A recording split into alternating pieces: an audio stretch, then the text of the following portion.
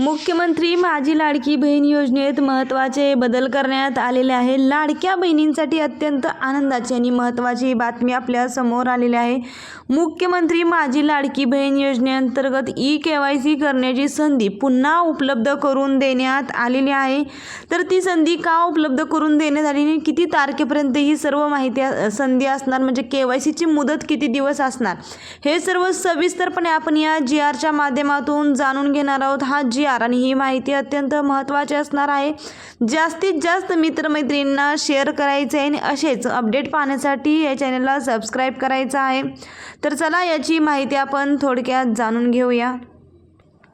तर बघा, मुख्यमंत्री माझी लाडकी बहीण योजनेअंतर्गत ई-केवायसी करण्यासाठी संधी पुन्हा एकदा उपलब्ध करून देण्यात आलेली आहे। 6 फेब्रुवारी 2026 आलेला हा GR आहे।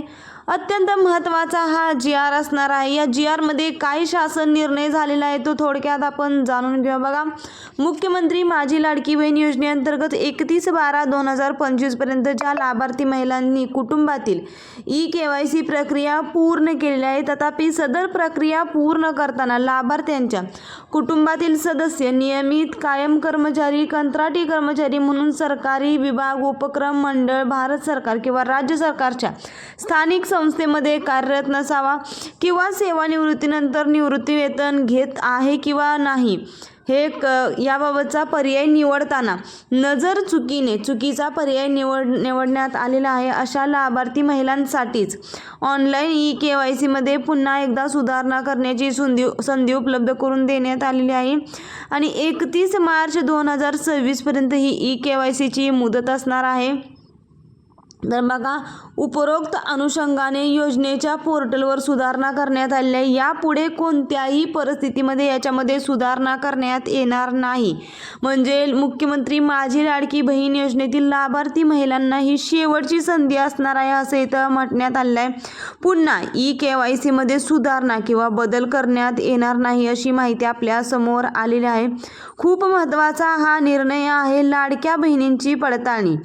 बघा, मुख्यमंत्री माझी लाडकी बहीण योजनेअंतर्गत जी ई-केवायसी प्रक्रिया आहे, ती ई-केवायसी पूर्ण करताना लाडक्या बहिणींच्या काही चुका झाल्या, म्हणजे त्याच्यामध्ये जे पर्याय आहेत ते पर्याय निवडताना चुका झाल्या, त्यामुळे काही लाभार्थी महिलांना लाभ भेटला नाही। त्यामुळे आता सरकारकडे मागणी केली असता नवीन शासन निर्णय आपल्या समोर आलेला आहे, तसेच त्या पोर्टलमध्ये देखील सुधारणा करण्यात आलेली आहे। त्यामुळे ज्या महिलांना मुख्यमंत्री माझी लाडकी बहीण योजनेचे पैसे आले नाहीत, त्या सर्व बहिणींनी आपल्या जवळच्याच केंद्रात जाऊन ई-केवायसीची प्रक्रिया पूर्ण करून घ्यायची आहे। हा व्हिडिओ आणि ही माहिती अत्यंत महत्त्वाची आहे। ऑनलाईन ई-केवायसी करायची आहे। डिस्क्रिप्शन बॉक्समध्ये मी तुम्हाला लिंक देत आहे, त्याच्यावरून तुम्ही केवायसी करा किंवा तुम्ही आपल्या जवळच्याच CSC सेंटरला किंवा जवळच्या आपल्या ऑनलाईन सेंटरला भेट देऊन योग्य पद्धतीने आपली ई-केवायसी पूर्ण करा। व्हिडिओ आणि माहिती महत्त्वाची आहे। व्हिडिओसाठी लाईक करा आणि चॅनलवरती नवीन असाल तर चॅनलला सबस्क्राईब करा।